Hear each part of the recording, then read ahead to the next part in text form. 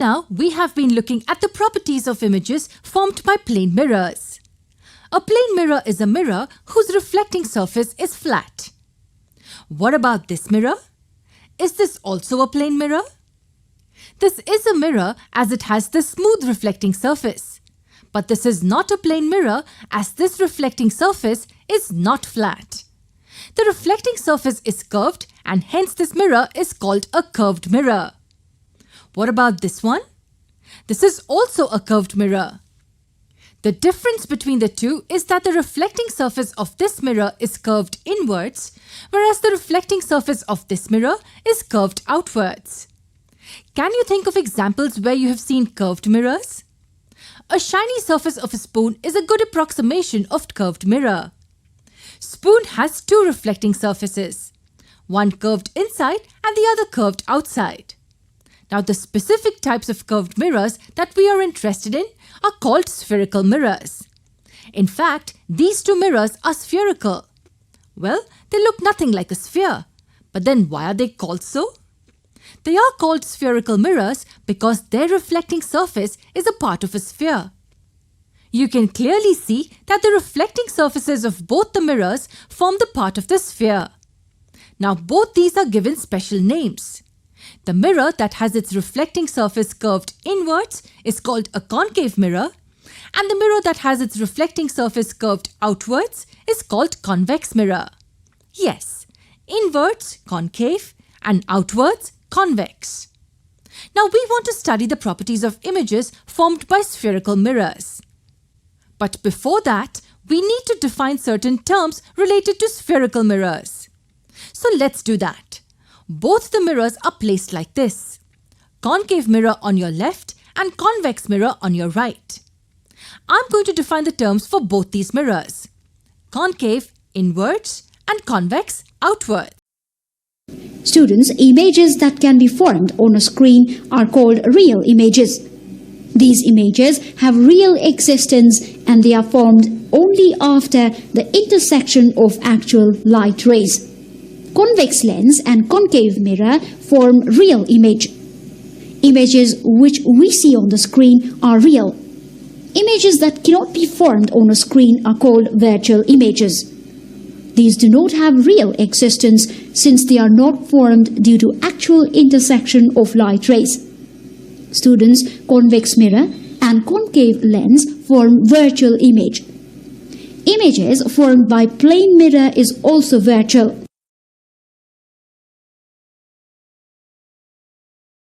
When we stand in front of a mirror, we see an image of ourselves in the mirror. The image formed in a mirror is a virtual image. An image that forms on a screen, such as the image produced by a projector, is a real image. An image that cannot be formed on a screen is a virtual image. There are three types of mirrors: plane mirrors, convex mirrors, and concave mirrors. A plane mirror has a flat surface. A convex mirror has a surface that curves outwards, and a concave mirror has a surface that curves inwards. The image formed in a plane mirror is upright and the same size as the object. The image formed in a convex mirror is upright and smaller than the object. When the object or observer is close to the mirror, the image formed on a concave mirror is upright and bigger than the object. However, when the object or observer is far away from the mirror, the image formed in a concave mirror is inverted and also smaller than the object. We see an image of the same object in the mirror because light rays from the object bounce off the mirror and reach our eyes. This makes it seem like the light rays came from inside the mirror. This process is called the reflection of light. For a plane mirror, the distance from the image to the mirror is equal to the distance from the object to the mirror. So now we will see the images formed by the lenses. As in previous video, you seen the images formed by the mirrors. So have you seen the magnifying glass? So it is also present in your geometry box. You have seen the magnifying glass. So it is used to observe the body parts of the cockroaches, earthworm.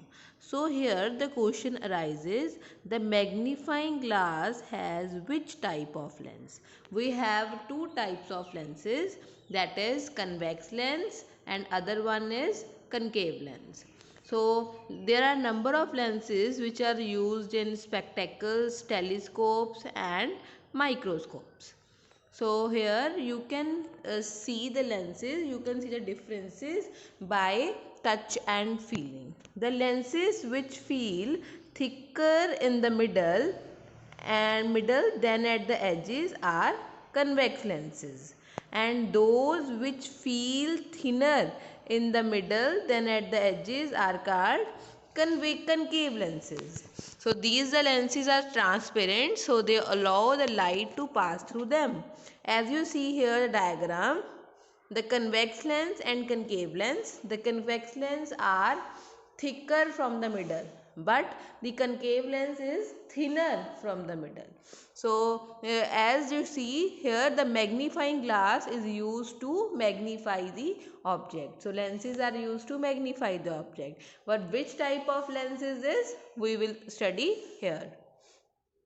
So it is dangerous to look through a lens at sun or bright light. You should also be careful not to focus at sunlight with convex lens. So take a convex lens or magnifying glass. So noted that convex lens is also called the magnifying glass. So put it in the path of sun rays, place a sheet of paper, adjust the distance as you see here, and hold the lens and the paper in this position for a few minutes. So here adjust the distance between lens and paper so that you get a bright spot on the paper. So now replace the convex lens with the concave lens. Do you see the bright spot? So on the paper, so you are not getting the bright spot. We've seen that in case of mirror, the positions are different. So convex lens and concave mirror show the same properties. So you can see here, convex lens converges the light generally falling on it. So that's why it is called converging lens.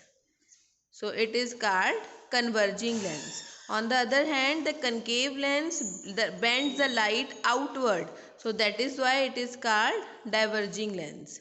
So you can see here the light is come and meet at a particular point. That's why it is called converging lens. On the other hand, in concave mirror the light is going away or outward. So that's why it is called diverging lens. So when the distance of candle from the lens is vary, the image form is different.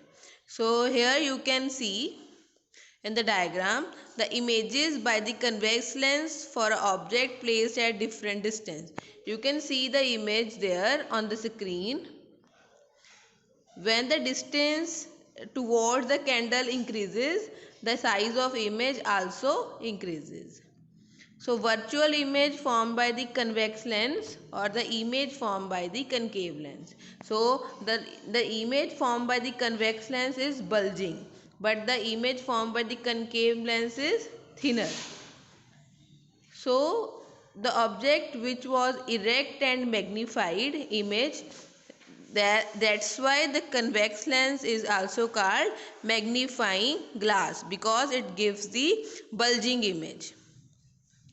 On the other side, in concave lens, the image formed by the concave lens is always virtual, erect and the smaller than the size. So mainly concave lens has the image which is thinner. So it is the difference between the concave lens and the convex lens. So concave lens form the virtual image, and the convex lens has erect and magnified image. Rainbows are one of the most beautiful sights in nature, and we usually see it on a rainy day. But you will be surprised to know that you can even see it on sunny days if you're near waterfalls or fountains. So what is really required for the rainbow to be formed? The two things that are required for the rainbow to appear are white light and tiny water droplets. The latter is quite important for its formation. In the rainy season, many water droplets are present in our atmosphere and hence we mostly see the rainbow in this season. Okay, so how do these two combine together to form a rainbow? Well, the formation of the rainbow results from the simplest of optical phenomena known as refraction and total internal reflection. Yes, among these two, we know quite a lot about refraction of light. Okay, so let's see how sunlight and droplets interact with each other.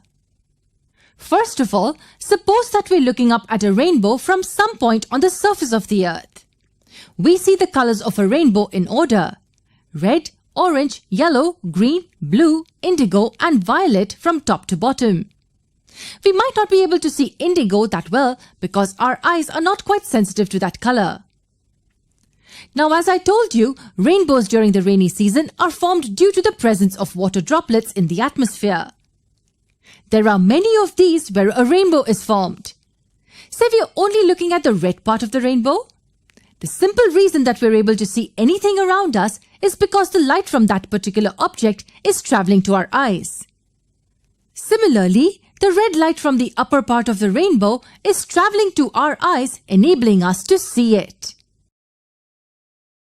In this module, let us learn about sunlight and the color of the sunlight. Some of us might have seen rainbow in the sky. The rainbow appears as a large arc in the sky and it usually appears after the rain. There are 7 colors in a rainbow and the colors include red, orange, yellow, green, blue, indigo and violet.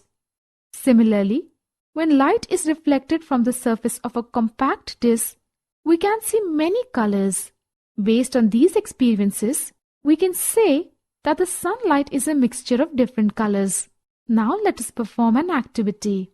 Take a glass prism. Allow a narrow beam of sunlight through a small hole in the window of a dark room to fall on one face of the prism. Let the light coming out of the other face of the prism fall on a white sheet of paper. We can see colors similar to rainbow on the white paper. This experiment proves that sunlight consists of 7 colors. However, it is said that the sunlight is white light. This means that the white light consists of 7 colors. Now let us perform another activity. Take a circular cardboard disc of about 10 cm diameter. Divide this disc into 7 segments. Paint the 7 rainbow colors on these segments. Make a small hole at the center of the disc. Fix the disc loosely on the tip of a refill of a ball pen. Rotate the disc in the daylight. When the disc is rotated fast, the colors get mixed together and the disc appears to be whitish in color. Such a disc is popularly known as Newton's disc. From this we can confirm that sunlight is white in color.